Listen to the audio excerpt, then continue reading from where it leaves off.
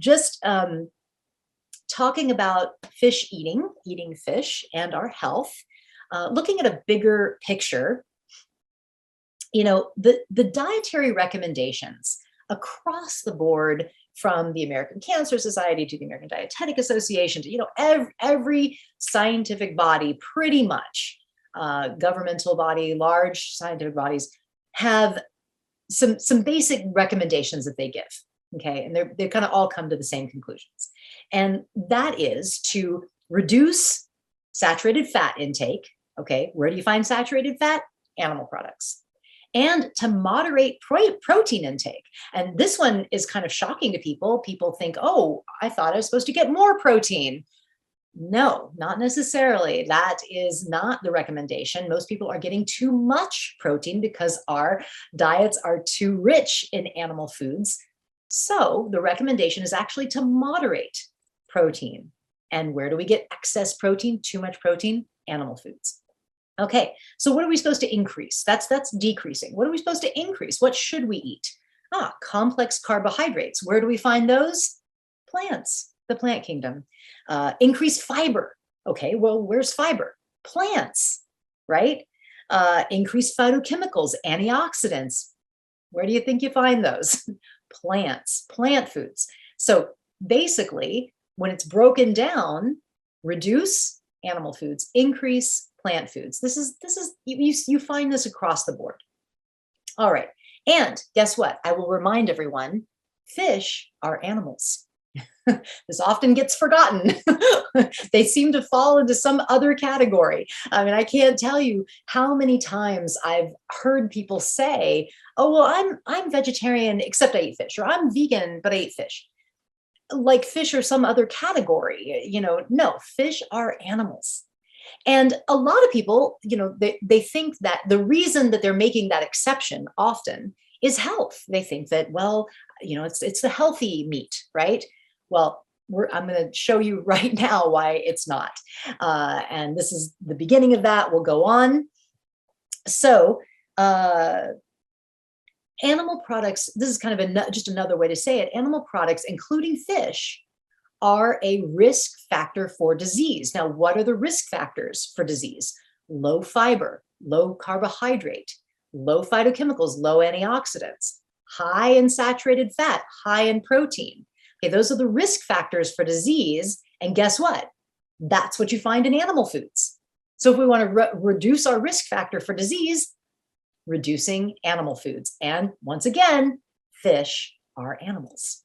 Okay, they have the same physiological makeup as an animal and the same issues that we're talking about here. And so the conclusion from all of this is really that veganism is just a logical extension of the conventional nutritional recommendations to eat more plants and eat less animals. Veganism is just a natural extension of all those recommendations. All right, well, getting a little more specific about fish, because now some people will be like, well, wait. We have to have the omega-3s. Where are we going to get omega-3s if we don't eat fish? All right, well, let's talk about that. So the American Medical Association, they did a meta-analysis of the benefit of eating fish and fish oils.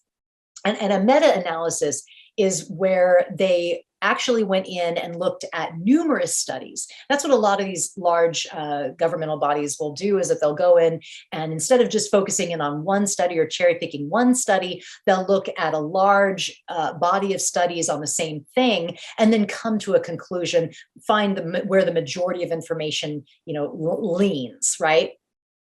So they did a meta-analysis this is the American Medical Association, of eating fatty fish and fish oil and the effects of omega-3 on lifespan, cardiac death, and stroke. And they found that there was no protective benefit from these chronic degenerative diseases or from early death from fish, that did not provide the health protections that were promised.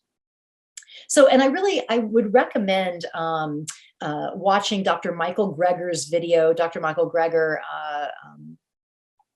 trying to remember the name of his site. If anyone knows it, they could put it in the chat. Michael Greger's an awesome, wonderful plant-based nutritionist. And I can't remember his site, but he has this wonderful video on fish oil. I think he has several on fish oil, actually, that you can go in and get like some really good detailed information about how basically what he breaks down is that there were these studies done in the 80s that had some benefit around fish oil, omega-3s, and these chronic degenerative diseases. And so the fish oil industry just jumped on that, and they started really pushing those studies. They pushed their fish oil thing, made a ton, billions and billions of dollars. And now, though, there's been 4 decades of some subsequent studies, of further studies, and they haven't really found that again. The further studies have actually found no benefit. So that's what's going on. And that's why you have to look at meta-analyses and not just 1 or 2 studies.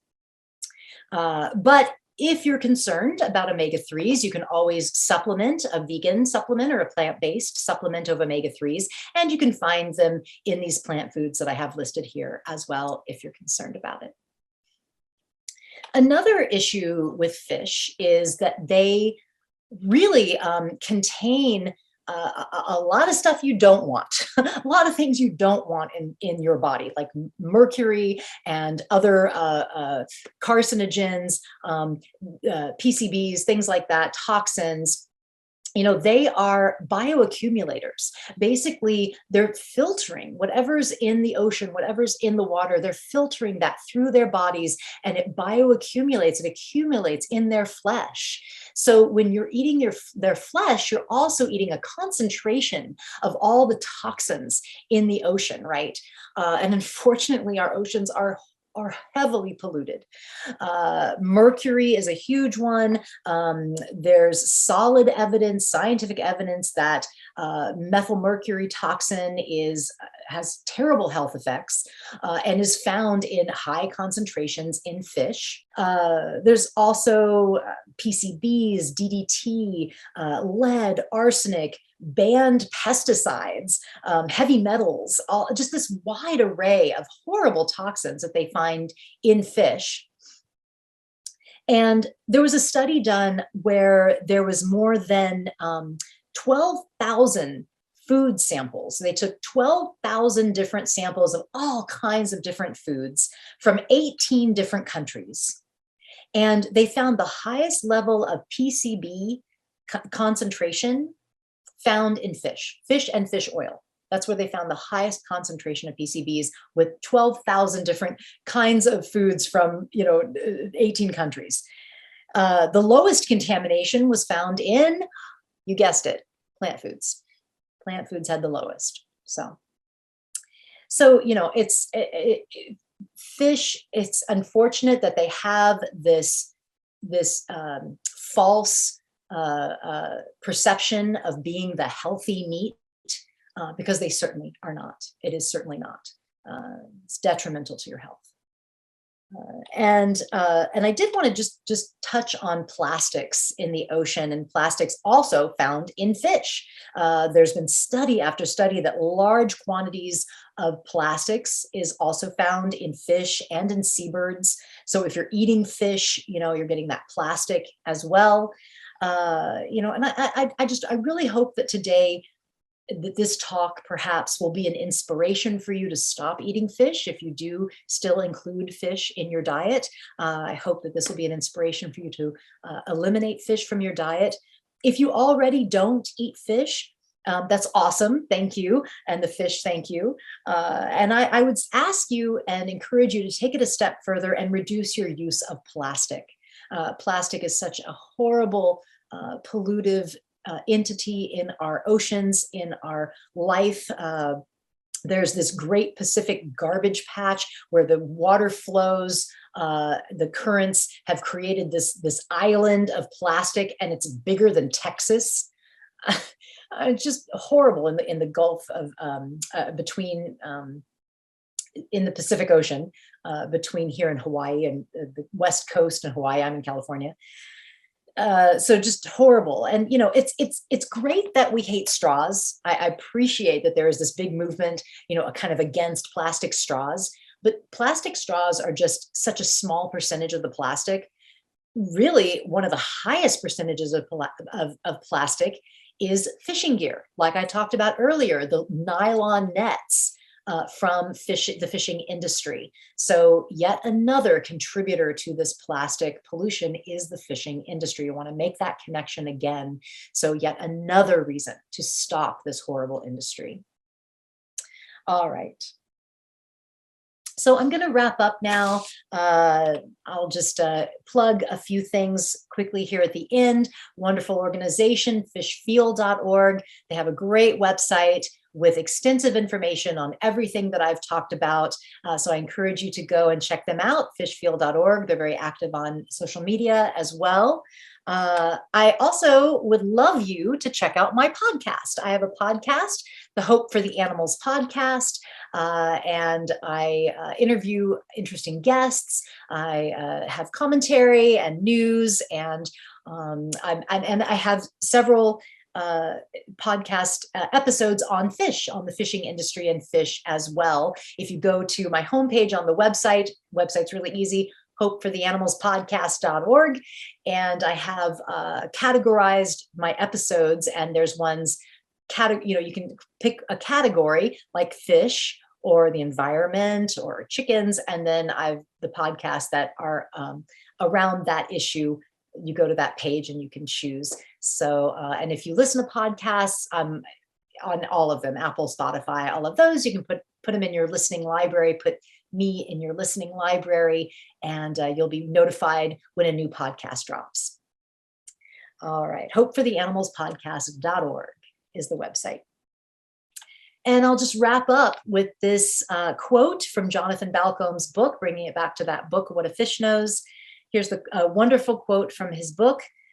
A fish is an individual with a personality and relationships. He or she can plan and learn, perceive and innovate, soothe and scheme, experience moments of pleasure, fear, playfulness, pain, and joy. A fish feels and a fish knows. So thank you very much for sticking with me through this presentation, and I'll stop sharing and we can maybe take questions. Thank you.